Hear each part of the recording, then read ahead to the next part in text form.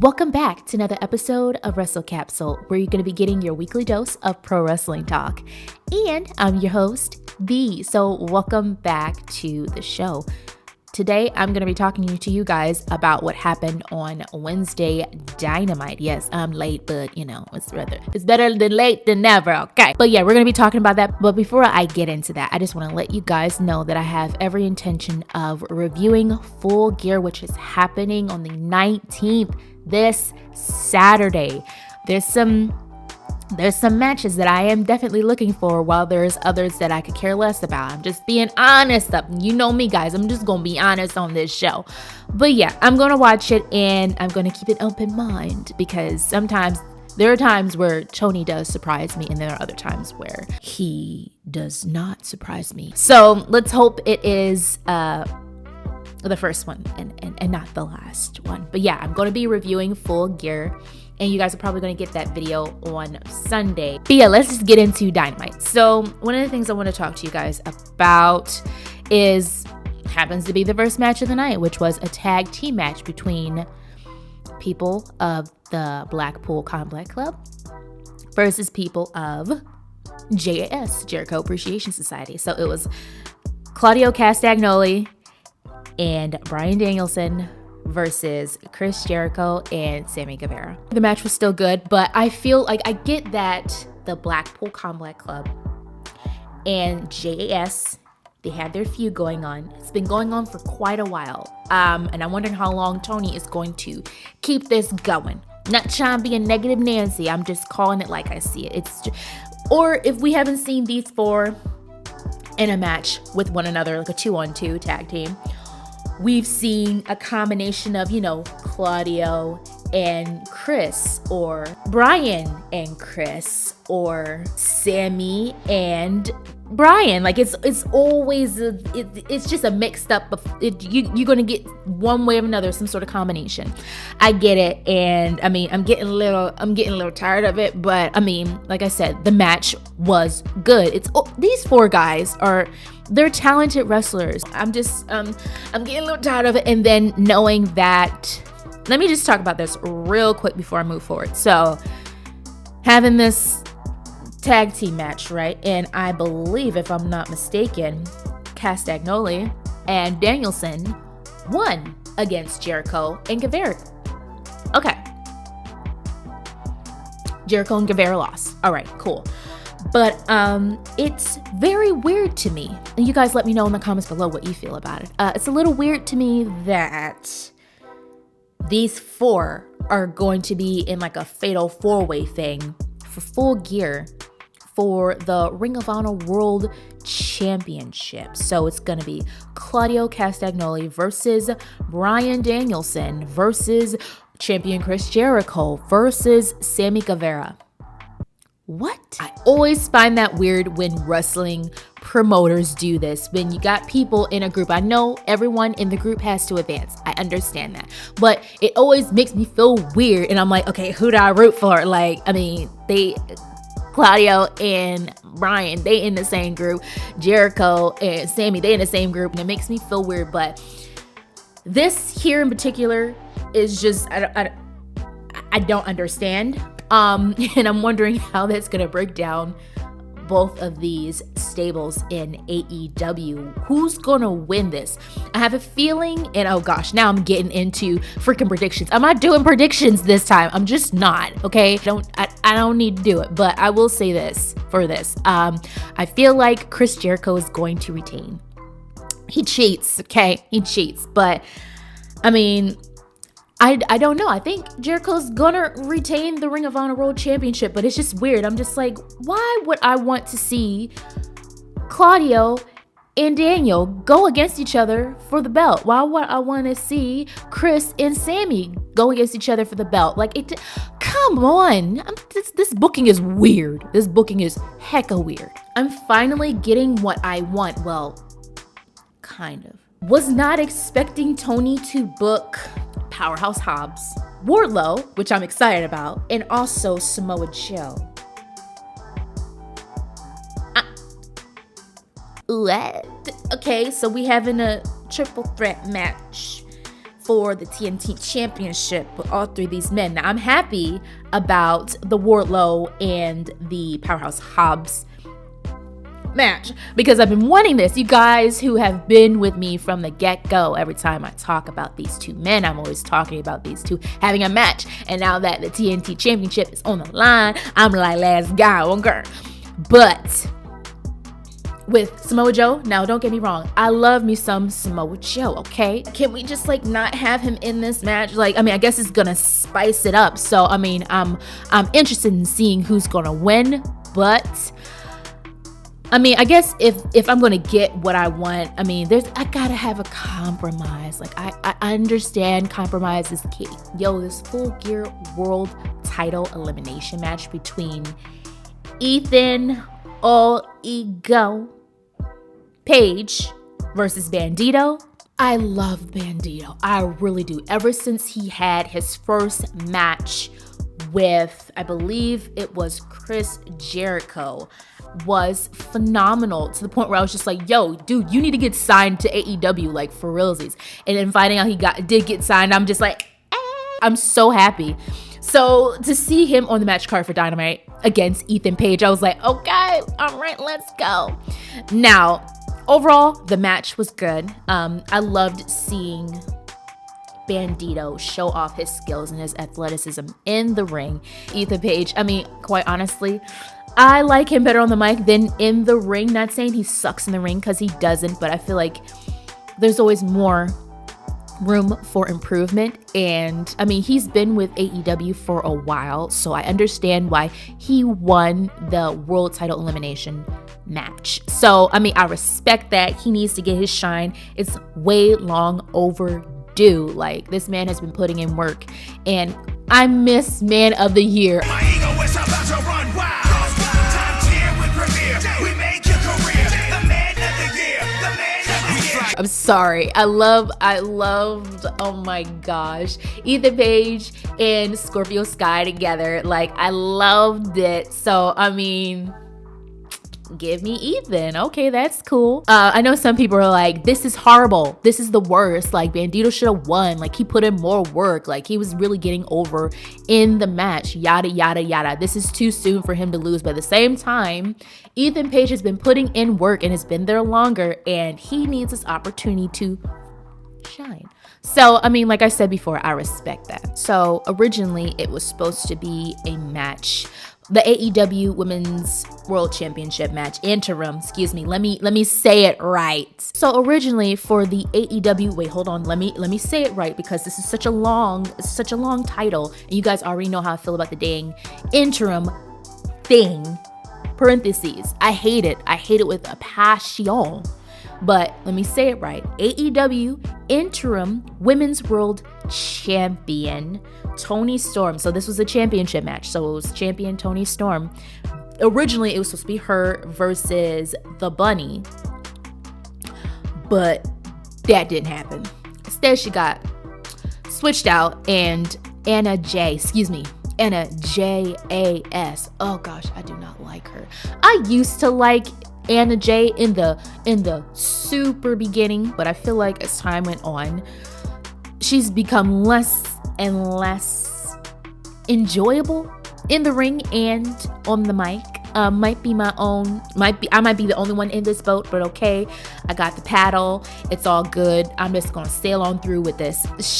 This whole I'ma choke you out and I'ma choke you out, and I'm just like, we don't care. I don't like this whole Anna Jas. I liked her better as a face. Her as a heel is not believable for me, and I mean, her ring work doesn't really do anything for me.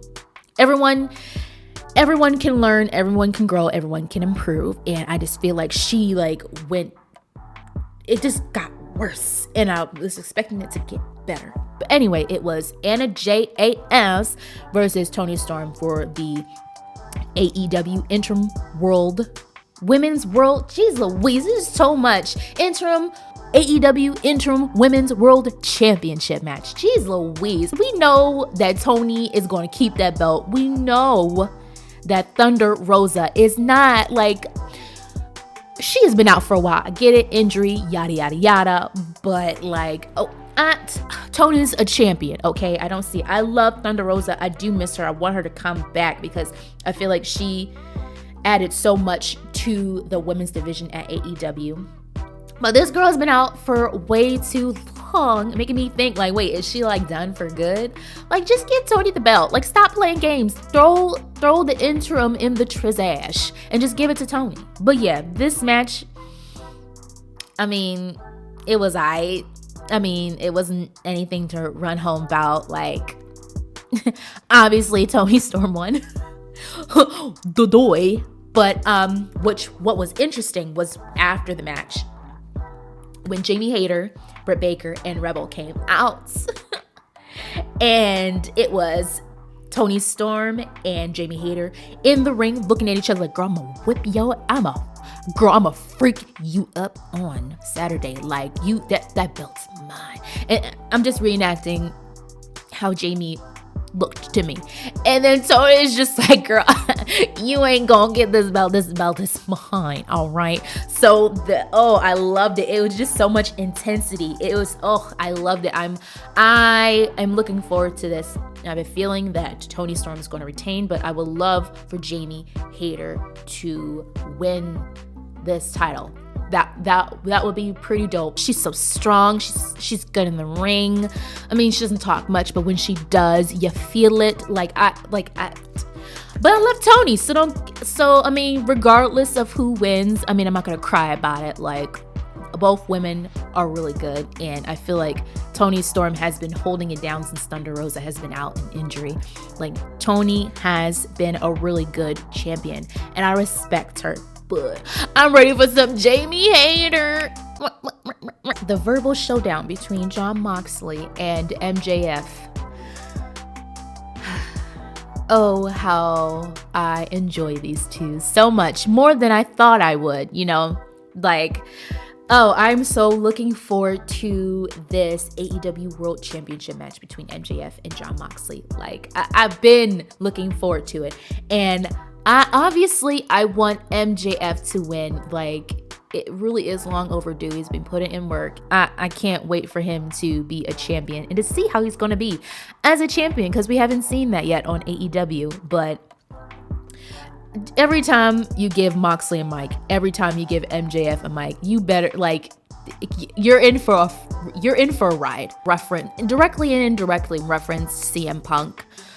I've been seeing some things on the internet that suggest that CM Punk might be making a comeback if MJF wins.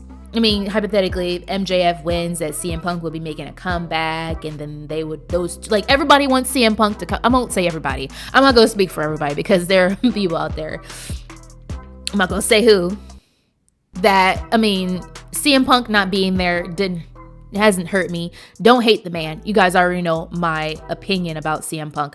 I'm not a basher of anybody, whether I disagree with the way you handle things or not. But I mean, CM Punk is still CM Punk. He is a legend. He's older now, and you know, you're older, you can't do what you used to do. He's a legend, and the matches that I've seen him do in the past during his golden years, his prime years, were great. And I mean, you can't dispute the man's good on the mic. He's talented. So he's talented. I don't like him, but he's talented. I have no problem mentioning how talented he is.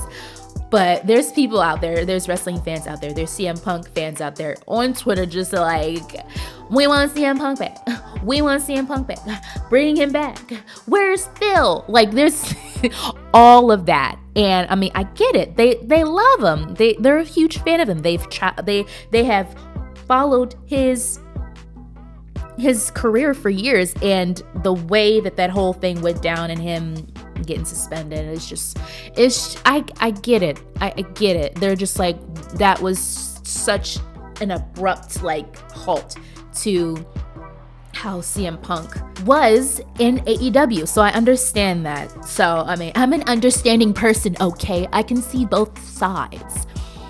But yeah, there's a reference there. I think more than anything, it was just like a homage and respect to CM Punk and the things he's done, not only in other wrestling promotions, but what he did the small time that he was in AEW. So I get that's probably why that they both mentioned him. But it still leaves a lot to the imagination. So we're going to see if we're going to get any surprises. Speaking of surprises, Full Gear Trios World Championship match between Death Triangle and the Elite. No surprise appearance. No promo. Just a reappearance on the match card with Death Triangle and the Elite. You got the Young Bucks, you got Kenny. Huh? Wait, they're coming back for Full Gear? They're going after... Wait a heck, that threw me for a freaking loop. I was not expecting for the Elite to be the ones to go against Death Triangle for the Trios World Championship. So, I'm thoroughly surprised. How do I feel about it? B, how do you feel about it? I feel weird. Now, are the Young Bucks talented? Heck yeah. Is Kenny Omega talented? Heck yeah. But besides all that, the whole situation with them being suspended, CM Punk being suspended with the whole, media scrum after All Out pay-per-view, and I get it, but they get to come back for a championship match. They get to come back to pick up, to fix and pick up where they left off, because they left off before they got booted by Tony Khan. They had won the Trios Championship, and now they get to go against the Death Triangle to win said Trios World Championship. I'm telling you, the favor that the Elites have with Tony, I don't know what went on in the meeting. I don't know. I don't know. I'm thoroughly surprised, and I'm wondering if the Elite's coming back, is CM Punk coming back, or is CM Punk I did see he's out here living his best life. He's on UFC doing commentary CM Punk is thriving. So, I don't know if this is just a temporary thing and then he's coming back to AEW, or if it's just done. I try not to read as much wrestling news as I used to, because, I don't have time for all that. But I did see photos of CM Punk enjoying it. He's out there, doing commentary for UFC, just as happy as he could be. So I don't know if that is, I don't know what's going on. Like I said, I feel weird about the whole Elite thing. There was no build up for this. You just get a reappearance of the Bucks and Kenny on this card for the Trios World Championship match at Full Gear. That's what we get. Tony, all of this build up. Let me rag on him just a bit. All of this build up, these vignettes spread out for the past couple of weeks, for a while now, of the Young Bucks disappearing from pivotal, monumental moments in AEW history, only for us to see the clock come down, ding, ding, ding, and then for them to appear, and then that's how you let us know that they're going to be at Full Gear. I give kudos for creativity, but I feel like that was such a letdown. I feel like even if they didn't show up at Dynamite this past Wednesday to be we ain't gonna get them Trios World Championships back, what? Even if they did not do that, if they did some sort of promo backstage where they're just talking and letting us know what's up with the what's up, and just cutting this crazy promo about them wanting what they had, wanting their belts back, that would have been crazy. And I feel like after them, if they would have did that backstage, whatever location, and then we saw them appear on the match card for the Trios World Championship match against Death Triangle for Full Gear, I feel like that would have been a lot better than just them appearing. I don't know. I don't know. You guys let me know in the comments below what you think about that. I was not. I was like, what the frick is going on here? That's what you. Toni, Anthony, stop. So guys, let me know in the comments below what you thought about Wednesday Night Dynamite. Let me know.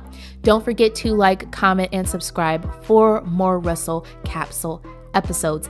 Thank you guys so much for watching and riding with me. Love you guys. Signing off. Bye.